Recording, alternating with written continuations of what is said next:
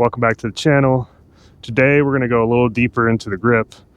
In the last two videos we talked about leverage, finger control of the club face in the right hand, left hand for left-handed golfers.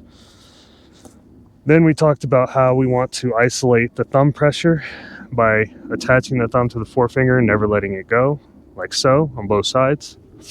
We talked about how to integrate that into the waggle and stabilize the club face. So now the club face is managing itself and we no longer have to control it.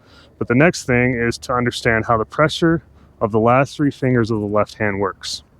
In other words, why do we care about the last three fingers of the left hand if we're leveraging the club there? Well, this is where we control the plane axis.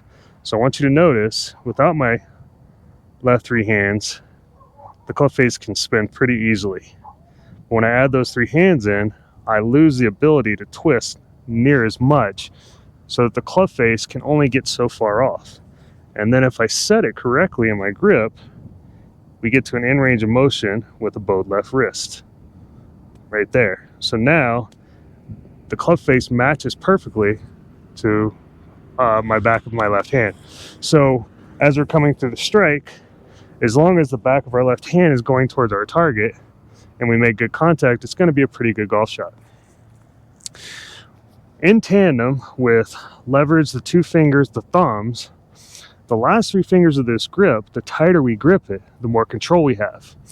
So think of it like this. It is like a tuning knob, right? We're trying to tune in a distance. We're trying to tune in our target at a distance. We use the last three fingers to tighten that down. So let's say we have a wedge. Well, this is an 8-iron. Let's say we have an 8-iron. We're going out here towards the orange flag. A little bit windy today. We don't want the ball to move much.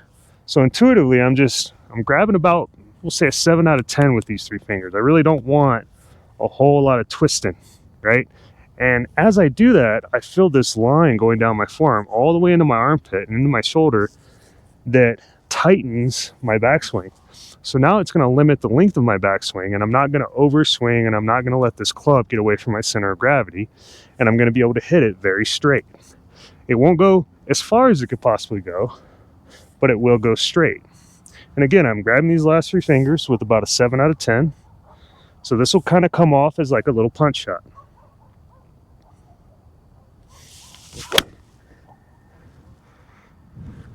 I mean, it's right at the orange flag, lands just next to it and stops on the dime, guys. I mean, it's absolutely perfect. That's taken me years to train. It was very intuitive for me. But for you, what you're going to work on is changing the pressure of these three fingers. Now, Trevino, if you go deep into the Trevino world, each finger has a specific purpose.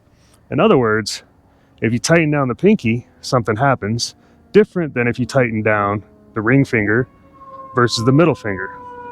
So each finger is going to have a different purpose.